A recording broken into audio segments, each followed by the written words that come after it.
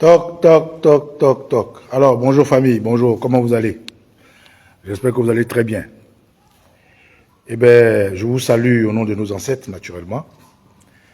Je vous salue parce que je sais que, tout comme moi, vous avez eu accès à ce que le masque que le terroriste Alassane Dramane Ouattara a habillé, qui se fait appeler Coulibaly Cuibière, et sa liste électorale définitive, comme il le dit. Ben, il est important, excusez-moi, hein, voilà. Voilà, comme ça on se met en bonne posture de communication. Voilà, très bien. Alors camarades, je tenais d'abord, voilà, à vous saluer au nom de nos ancêtres. Je suis très heureux de me retrouver une fois de plus avec vous.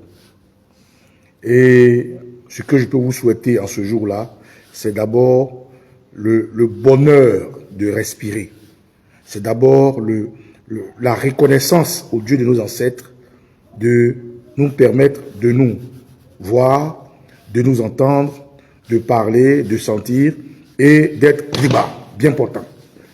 Camarades, je sais que dans certaines familles, il n'y a pas de moment heureux. Pour certains, ils ont perdu quelqu'un, pour certains, ils ont une personne qui est malade. À tout cela, je tenais à dire du fond de mon cœur que cela fait partie de la vie. Soyez seulement zen, soyez patient, soyez toujours en esprit de dégager extérieurement des ondes positives et cela vous réussira. Quand je finis de dire ça, camarades, je suis au Kosisi Baba Nicolo.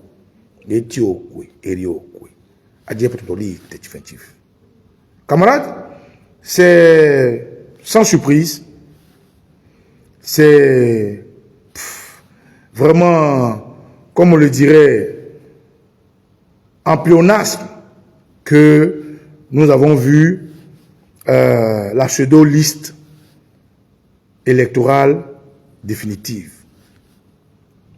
Je tiens à saluer tous les patriotes ivoiriens. Je tiens à saluer les partis politiques de Côte d'Ivoire. Je tiens à saluer la société civile. Et je tiens à saluer naturellement mes camarades avec lesquels nous travaillons d'arrache-pied. Je tiens ici et maintenant à vous dire que au moment où je vous parle, le site de la CEI bug. Au moment où je vous parle, il y a des zones où les gens n'arrivent pas à avoir accès au site. Tellement les Ivoiriens veulent voir jusqu'où le terroriste Alassane Dramane Ouattara va aller. Tellement les Ivoiriens sont amoureux de leur pays et sont prêts cette fois-ci-là à en découdre avec le terrorisme d'Alassane Dramane Ouattara. N'est-ce pas, Bokito, que aujourd'hui le site est difficilement accessible?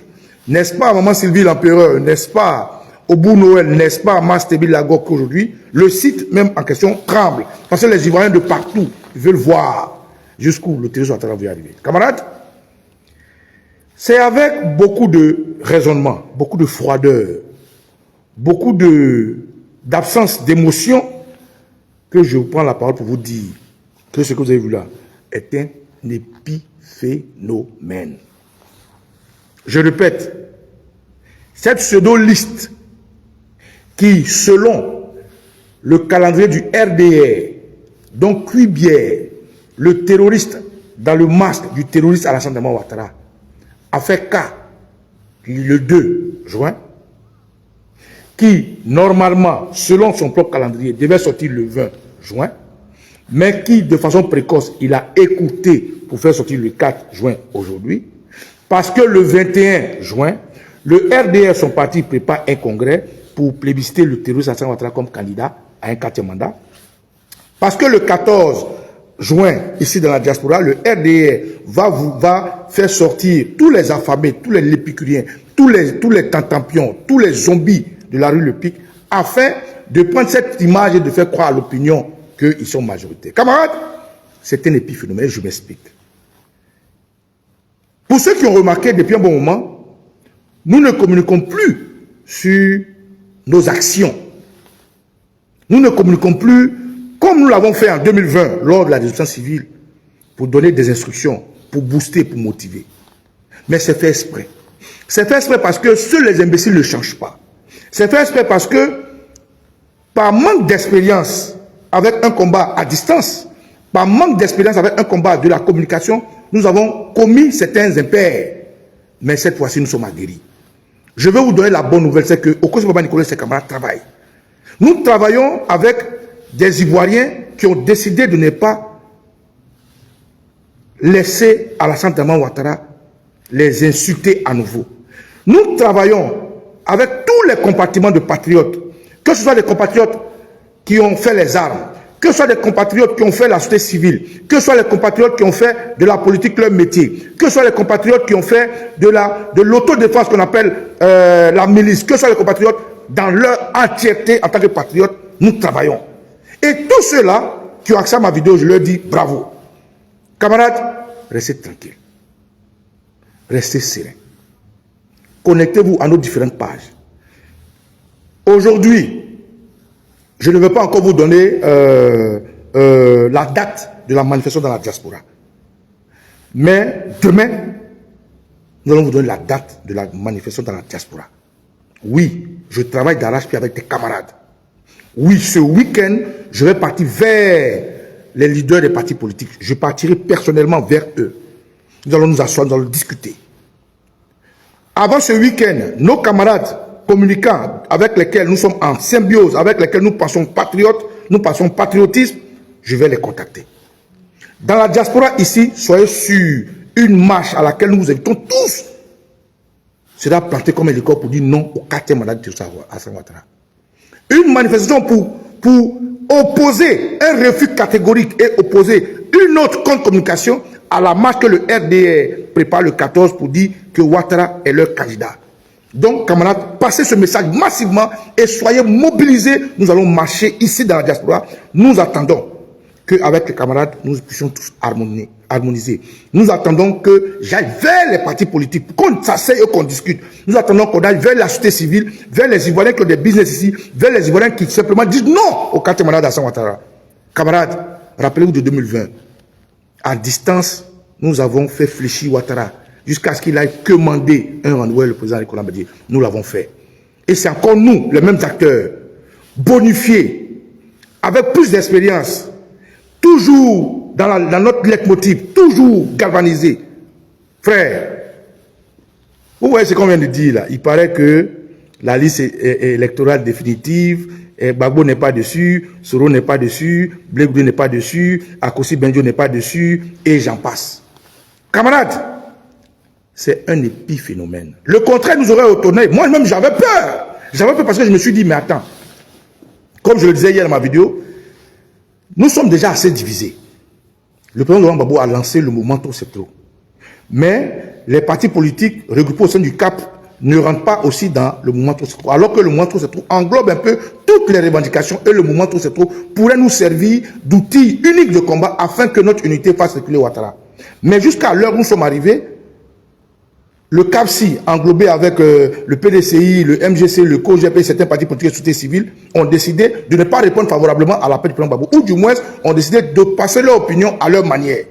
Le PPACI, avec le président Gbagbo à la tête, a lancé un mouvement qu'on appelle Trop c'est trop, où il demande à tous les Ivoiriens de se reconnaître en tant qu'Ivoiriens et d'en faire de ça un outil de combat afin qu'ensemble nous puissions faire une revendication. Donc, nous nous retrouvons avec une opposition en deux.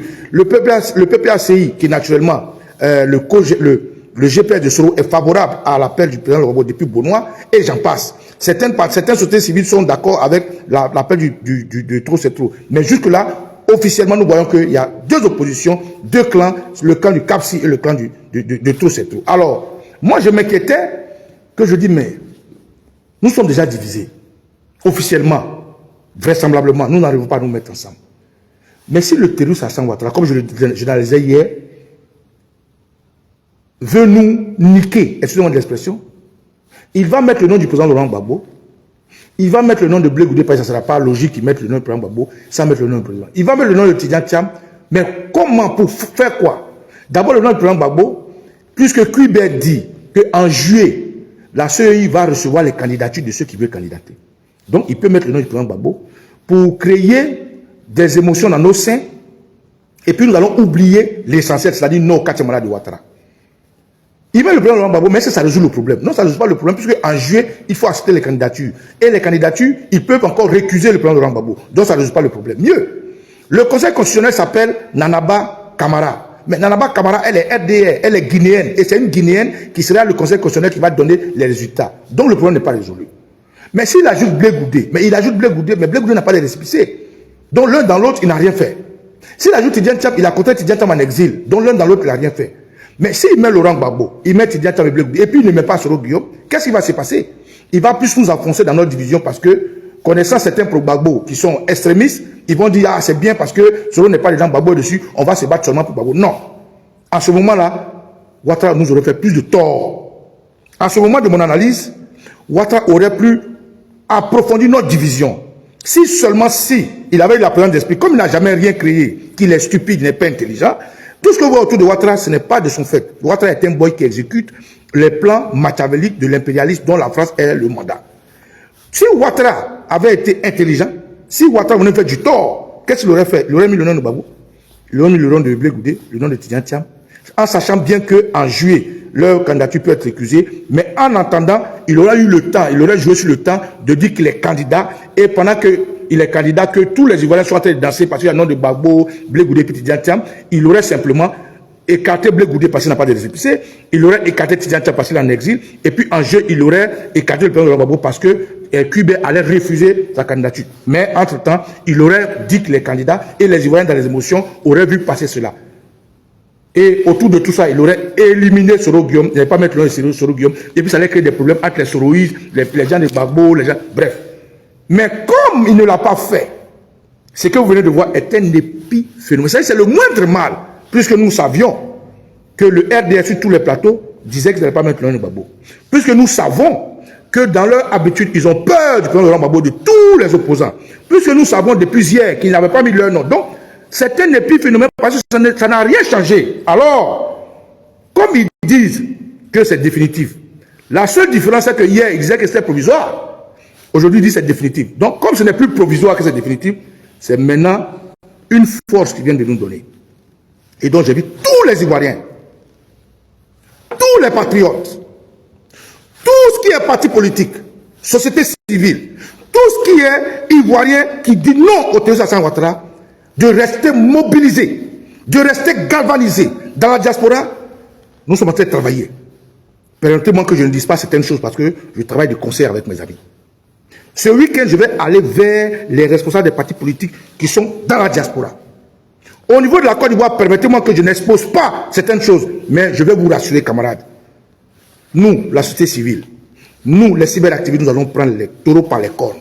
Nous allons éviter d'exposer les partis politiques parce que trop de rancœur entre les militants de certains leaders politiques, trop de mésententes de seconde zone entre les militants des partis politiques. Alors nous, les cyberactivistes, nous, vos communicants, nous, vos patrons, nous allons prendre les taureaux par les cornes et nous allons leader ce combat-là afin que Ouattara comprenne que jamais plus la Côte d'Ivoire ne va revenir ou il va s'asseoir encore sur la chaise. Nous allons le faire à la diaspora, nous allons le faire à l'interne. Donc j'invite tous les Ivoiriens, tous ceux qui m'entendent, contacter tous mes amis communicants. Nous sommes en train de travailler et ensemble nous allons y arriver.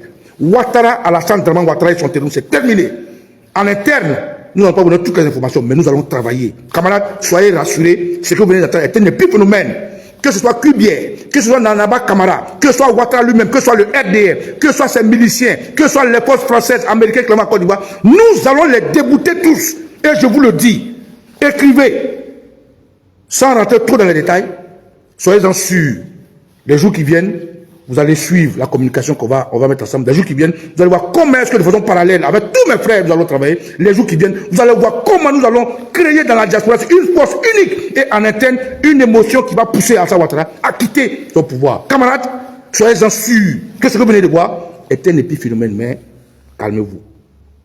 Ce n'est pas le moindre mal. Le moindre mal aurait été qu'ils mettent le nom de certains leaders pour agrandir notre profondeur. Mais comme il a fait du rébelote à ce que nous savons déjà, comme le nom, ce qui change, c'est la CEI définitive et la CEI provisoire, alors soyez galvanisés, Soyez mobilisés, soyez déterminés. Nous allons vous demander des choses et c'est sur ça que nous comptons sur vous. Je suis au Kosi Baba Nicolo et Thio. Tous les leaders de l'opposition sont absents dans la liste électorale.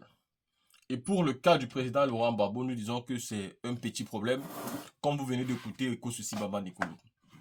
Je tiens à dire que le président lui-même, ayant vu venir cette situation, avait préparé psychologiquement les militaires et les sympathisants, mais aussi les Ivoiriens.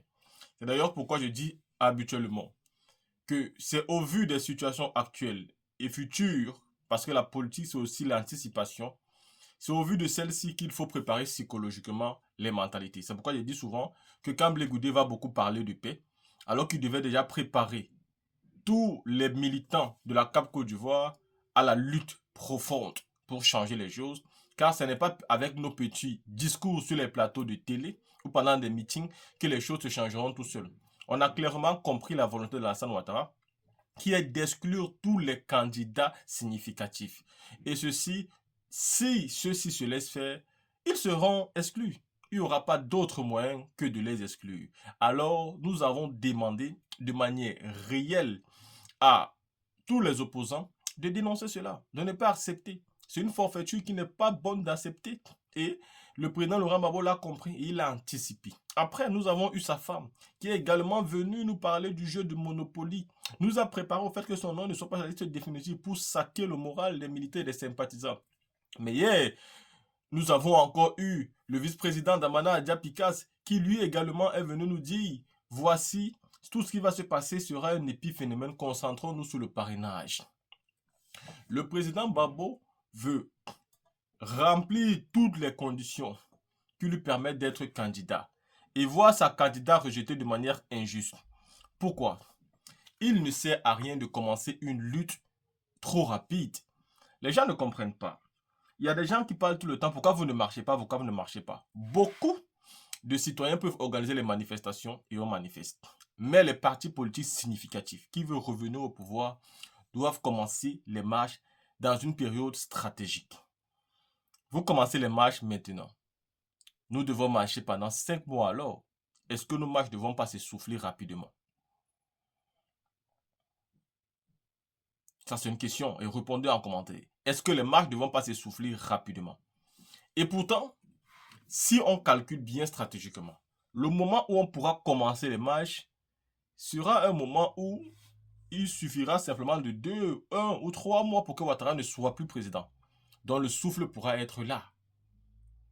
Voyez-vous, le président Laurent Gbagbo, c'est un fin stratège politique. C'est pourquoi je dis souvent que c'est le fer de lance de l'opposition aujourd'hui. Que ça plaise au PDCI ou pas, que ça plaise au MGC, au FPI, au COGEP, au GPS, à tout le monde, le président Laurent Gbagbo est le fer de lance de l'opposition aujourd'hui. En termes de politique, spécifiquement la politique ivoirienne, il la maîtrise. D'abord parce que c'est un historien, il a les faits d'armes et il a toute l'histoire dans sa tête. Donc ce monsieur sait où il va et quel combat on mène. Peut-être le mouvement trop c'est trop pourra sortir en premier, il n'y a pas un problème. Mais le PPACI en lui-même, calmez-vous, tout est organisé pour que M. Ouattara ne fasse pas un 4e mandat. Ce n'est que le temps. Alors ne vous préoccupez pas par cet épiphénomène, concentrez-vous sur les parrainages et sur les conditions qui pourront permettre à notre président d'être véritablement candidat et de gagner.